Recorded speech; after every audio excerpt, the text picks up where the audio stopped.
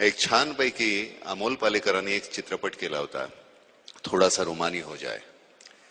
त्याच्यामध्ये खोटा पाऊस आणतो एक माणूस, दुष्काळ पडलेला आहे आणि तो म्हणतो मी पाऊस आणेन, 5,000 रुपये द्या. ती मुलगी म्हणते हा खोटा आहे, पाखंडी आहे. बाप म्हणतो पण बघूया तरी. तो मुलगा जो आहे तिचा भाऊ तो म्हणतो सच्ची मुच्ची बारिश.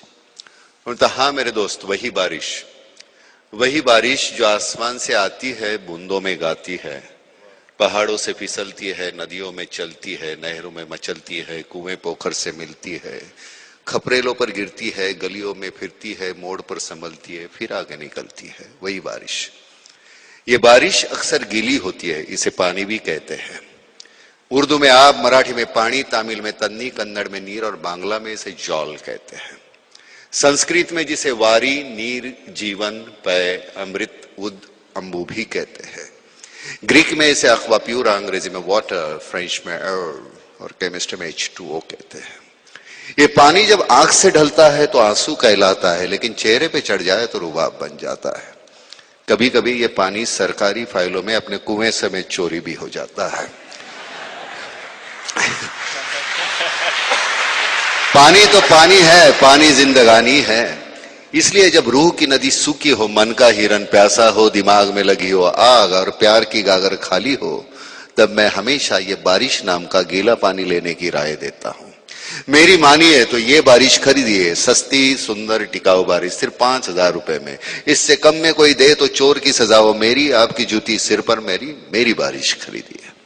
इतकं सुंदर लिहिलेलं आहे. त्याला एक अशी छान लय आहे. मगाशी मी सांगत असताना म्हणत होतो की जिसमें एक लय है, आरोह अवरोह उसके तय है, तो उसकी वजह से याद नहीं करना पड़ता क्या बोल रहा हूं मैं. वो जाके बचपन की कविता है. वाटते सानुली मंद झुळ कमी भावे, घेईल ओढ मन तिकडे स्वैर झुकावे, कधी बाजारी तर कधी नदीच्या काठी, वेळूत कधी पडक्या बाड्या पाठी. ह्या आठवावे नाही लागत.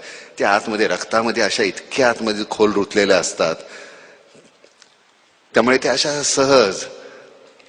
कैसे बताओ मैं तुम्हें मेरे लिए तुम कौन हो, कैसे बताओ मैं तुम्हें तुम धड़कनों का गीत हो, जीवन का तुम संगीत हो, तुम जिंदगी, तुम बंदगी, तुम रोशनी, तुम ताजगी, तुम हर खुशी, प्यार हो, प्रीत हो, मनमीत हो. आंखों में तुम, यादों में तुम, नींदों में तुम, ख्वाबों में तुम हो मेरी हर बात में, तुम हो मेरे दिन रात में, तुम सुबह में, तुम शाम में, तुम सोच में, तुम काम में.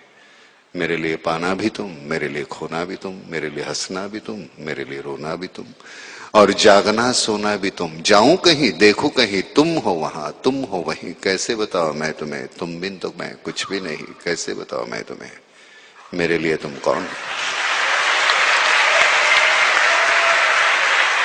हे छान पैकी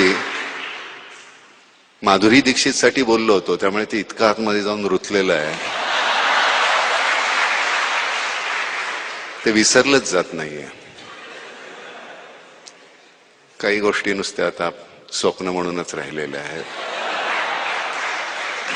पुन्हा एकदा तुम्हा सगळ्यांना जे इथे म्हणालो, हा सगळा झाला याचा भाग, जे म्हणालोय ज्याच्या मागची भावना आहे हे सुरू करण्यामागची, इथून विचार करा. इथून सुरुवात होते आणि मग तो चढत जाऊ दे आणि मग इथे येऊ दे आणि मग इथे क्लिक करा आणि तो राहू दे. तुमचं देणं आहे, समाजाचं काहीतरी देणं आहे, आपलं सतत काहीतरी देणं आहे. आपल्याला देवानं 2 हात दिलेले आहेत. त्याचं कारण आपल्याला 2 हात पुरेसे आहेत.